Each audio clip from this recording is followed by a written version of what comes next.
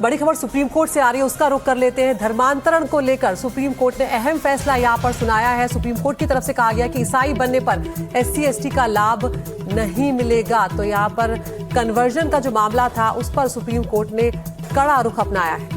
तो लंबे समय से इसको लेकर एक बहस छिड़ी हुई थी, लेकिन इन सबके बीच अब धर्मांतरण पर सुप्रीम कोर्ट का अहम फैसला सामने आ चुका है, जहां पर उन्होंने कहा है फैसले में कि ईसाई बनने पर SC/ST का जो लाभ मिलता था, आरक्षण के तहत जो तमाम सुविधाएं दी जाती थी, वो नहीं मिलेगा अगर आप धर्मांतरण करके ईसाई बनते हैं। तो वो लोग जो धर्मांतरण कर चुके हैं या ईसाई कन्वर्ट हो चुके हैं, तो SC/ST की जो कैटेगरी में रहे लोगों को उनका फायदा नहीं मिलेगा। ये सुप्रीम कोर्ट के इस फैसले से तस्वीर अब साफ हो गई है।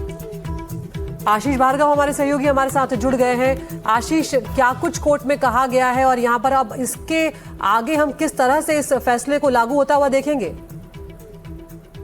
जी देखिए, ये सुप्रीम कोर्ट का बड़ा फैसला है। आंध्र प्रदेश से ये सुप्रीम कोर्ट पहुंचा था मामला। एक व्यक्ति है जो ईसाई धर्म में कन्वर्जन कर चुका अपने आप को, लेकिन वो SC/ST एक्ट के तहत अपने आप को अनुसूचित जाति का बता रहा था, लेकिन जो हाई कोर्ट है उसने उसकी याचिका रद्द कर दी, ये कहते हुए कि वो ईसाई धर्म में कन्वर्टेड हो चुका है और ईसाई धर्म का पालन कर रहा है, इसलिए उसको अनुसूचित जाति का दर्जा नहीं दिया जा सकता उसको, और ना ही उसको SC/ST एक्ट का कोई भी लाभ मिल सकता है। इसको लेकर ये मामला सुप्रीम कोर्ट पहुंचा था, लेकिन सुप्रीम कोर्ट ने भी साफ कर दिया कि जो व्यक्ति हिंदू, सिख और बौद्ध धर्म का पालन नहीं करता और दूसरे धर्म में कन्वर्टेड हो जाता है और उसी धर्म का वो पालन करता है, प्रथाओं को निभाता है, तो फिर उसको SC यानी अनुसूचित जाति का दर्जा नहीं दिया जा सकता।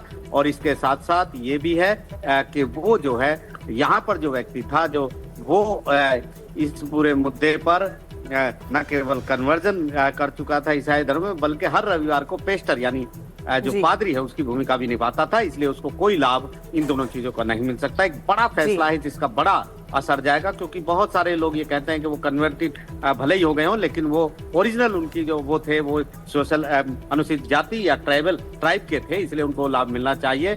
लेकिन सुप्रीम कोर्ट ने स्थिति जो है वो साफ कर दी है कि ऐसा लाभ उन्हें नहीं मिलेगा। बिल्कुल आशीष, जो तमाम तरीके की मांग थी या चर्चाएं थी, उस पर कम से कम अब पूर्ण विराम लग गया है सुप्रीम कोर्ट के इस अहम फैसले के बाद। बहुत शुक्रिया आपका तमाम जानकारी के लिए।